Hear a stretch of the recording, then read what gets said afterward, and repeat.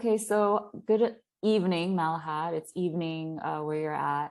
And we are so happy that you're going to be able to spend some time with us and talk about how Islam, has impacted your life and how you see it within Azerbaijan. You're going to talk to us about a very specific holiday, and we really appreciate your time here with us this morning. So I want to begin by having you introduce yourself. Thank you very much. I'm also delighted to talk to you this evening. It's evening in Baku. Good morning to you in Philadelphia. I am Malahat Veliyeva. I teach American Studies and Multiculturalism at Azerbaijan University of Languages. I'm a SUSI Scholar 2019. And I had a wonderful experience at Temple University, specifically at Dialogue Institute, with our colleagues, with Leonard Swidler or David Kruger, Rebecca Mays. These are wonderful people who made our SUSI journey very interesting, useful for us, and more informative, educative for us. Great. Thank you so much for introducing yourself and kind of explaining your connection to the Dialogue Institute. And we're so happy that you had a great experience here. It's probably very different, this city, than where you live. And, I'm glad that you were able to make so many connections. And hopefully you still feel connected to the Institute. And we're so happy that you're able to kind of be here with us today. Okay. Yes, I am. Yes. Thank you very much for the question. I'm still connected with our colleagues at the Dialogue Institute. Via email, we contact with each other. We send articles to the Journal of Ecumenical Studies. At the same time, we exchange our views on different events happening in the world. We still keep in touch with each other. And also, I would like to mention very valuable ideas, very valuable experience that I got about religious pluralism and studies of American society. When I was a SUSI scholar at Temple University, and we visited different states. We visited Arizona. We visited Grand Canyon. So it was an unforgettable experience, actually. Yeah, that sounds amazing, because you were able to meet all these people, but also see the United States and have these very unique experiences in all of these different sites, historical sites and sacred sites. And I'm sure that really kind of gave you a well-rounded understanding. It's one thing to meet people, it's another thing to go physically and see places and experience and walk. And yeah, so wonderful. Okay, so you are Muslim, correct? Yes, I am. Okay. So now we're going to transition and talk about Islam and your experience with your religion. So my first question is just, how does Islam affect the way that you see the universe or the world or other people, like your perspective and your lens? Like, how does that focus things in for you in your life? Thank you very much. Islam actually has shaped my views on the universe, our planet, and other people since I realized the essence of this religion. I understand that the whole universe, including all living beings, are created by God. Everyone has a mission in this world. Some people understand it, some people don't. That's why we have positive and negative people. So in my understanding. And this life is a trial for everyone. According to Islam, it's an examination. Whether we pass or do not pass this examination will be known in the other world when we change the way we exist. People work, they do their best to achieve something, to make fortune sometimes, to get some financial benefits. But when we return to God, we will not be asked how much we have accumulated, how much fortune we have made. We will be asked how much we gave away. So this is the essence of life. This is my philosophy of life, according to Islam. That's beautiful. Yeah. So it affects everything, your whole complete understanding of everything in the universe, and your, like you said, mission while you're here, while you're alive, which is, it sounds like, rooted in generosity and kindness and compassion, in giving, right? Because for you, everything in the physical material world is nothing really when we return back to God. Yes, we will all return back to God, and we should all realize it. And whatever surrounds us, our life, the planet, universe, people, all these things are, you know, given for us like examination, like trial for us in this world, so that to give a kind of report in another world about our actions, about our deeds, like this. Yeah, perfect. So I guess we can segue into actions and deeds, behaviors. How do you feel Islam kind of shapes the way that you make decisions in your life, or how you interact with others? It has enormous impact on my life. My actions, my behaviors are determined by my religious views, also my personality. I'm a woman, and a woman in Islam should be educated in order to educate her children, the future generation, to educate others. A woman is not only a miserable creature deprived of her human rights under hijab, as in some Muslim countries. Women are very active citizens in Azerbaijani society. Of course, we also have some gender problems. So in faraway regions of Azerbaijan, there are some gender problems, infringement of women's rights, etc. But overall in our society, women are very independent. They are everywhere. They're in politics, they're in education and sphere of education, they are in business. Everywhere. And so women in our society, women should be educated. Everyone tries to educate, especially girls in the families, because in the future they might face a lot of problems, a lot of difficulties, like social problems, a divorce or any other problems, so that if they have a good education, they might somehow support themselves, support their family. So that's wonderful. Yeah, I mean, I think that sometimes people have a lot of negative associations or stereotypes or ideas of other religions or other places that they're ignorant of, and unfortunately they just fill in you know, the gaps or the ignorance in their knowledge by something they saw one time, or an idea that they might have by somebody else that doesn't know anything about this country or this religion. So, but I am glad that you mentioned that it's a complicated spectrum in terms of the situation for women, but from your experience and in the cities that you grew up in and that you lived in, you saw a type of Islam where women are, you know, they are prized within their society as, you know, very important to the family. And Islam in general, I think, also encourages so much the search for knowledge. And so women are also part of that and becoming educated.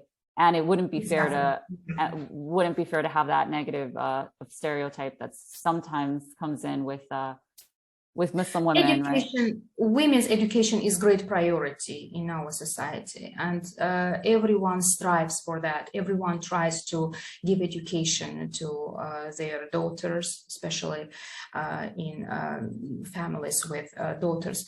You know, because I think education, Dostoevsky said that the beauty will save the world, but I think education will save the world, you know, because even Islam, even to the studies of Islam, we should approach from the point of view of, you know, education. If we study Islam as it is, if we study real Islam, if we investigate Quran, we will see that it is quite, you know, modern religion, and there are a lot of answers to our questions there we can find, although it was written many centuries ago. Yeah. Yeah. Great. So then my other question in relation to Islam is like religious practices that you feel might bring the community together or might build bridges of connection, communication. I don't know if you want to share some of those practices with us today. So religious practice, for example, in Azerbaijan, there are two contrasting Muslim directions like Shiism and Sunnism. They successfully coexist in Azerbaijan, and even they complete each other.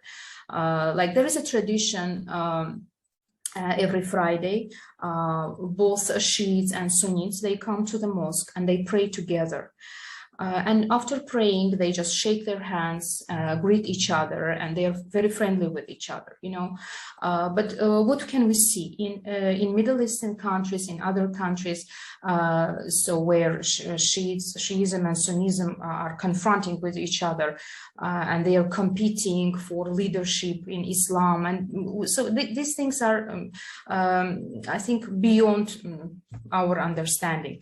So these are two directions in Islam, and they should coexist together. And we are all people. We are all, anyway, we are equal in front of God. We are the same for God, you know. Yeah, and people should understand it.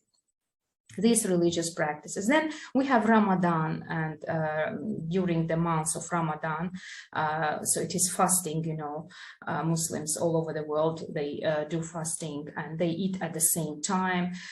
They just do the same rituals, and it somehow, you know, unites people all over the world, especially Muslims all over the world. They understand what do the poor people experience, what do hungry people experience, and they try to be more merciful. Ramadan teaches people to understand each other, to be more, you know, sympathetic to each other. Yeah, and I think this tradition, this religious practice should continue, and people, especially Muslims all over the world, they should preserve these traditions and practices. Yeah, it sounds like you believe that these practices connect, like you said, not just local Muslims or Muslims within one country, but it's a whole global community of Muslims, of brothers and sisters in the whole world that can come together with these practices, and that can help them connect to everyone. Like you said, even people that might not be in that similar situation, if they were blessed monetarily or with certain blessings within their family, they also have time to contemplate and to think of those that have less than they do, so that you really think that this is something that connects Islam, not just to the Islamic community, the global Islamic community, but to humanity, to all humans, and to the suffering of everyone. All right, perfect. So now we're going to get to a particular holiday that you're going to talk to us about. So which holiday are you going to talk to us about? I would like to talk about Eid al-Adha. It is called Gurban holiday, Feast of Sacrifice. Yes, it is one of the grandiose holidays in the Islamic world. And as most of the important surmises of Islam, Gurban Bayram, Eid al-Adha is demanded by Quran. This holiday is a part of Muslim pilgrimage to Mecca, and the holiday of sacrifice is usually celebrated on the 10th day of the 12th month of the Muslim calendar, Sil-Hijjah. This holiday, it is also a good practice of uniting Muslims all over the world. It is peculiar only to Islam. I would like to talk a little bit about the history of this holiday. It's related to the Prophet Abraham, who brought his son as a sacrifice to God. He wanted to kill his son as a sacrifice to God.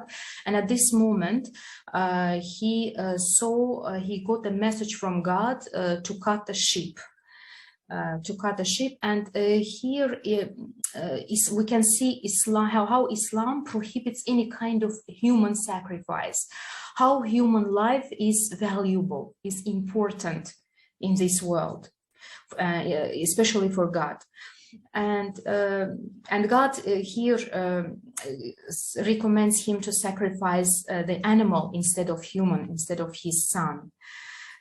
To give the holiday more respect, it was determined to celebrate it once on the 10th day of Zilhijjah, as I said. And I would like to say some quotation from Quran.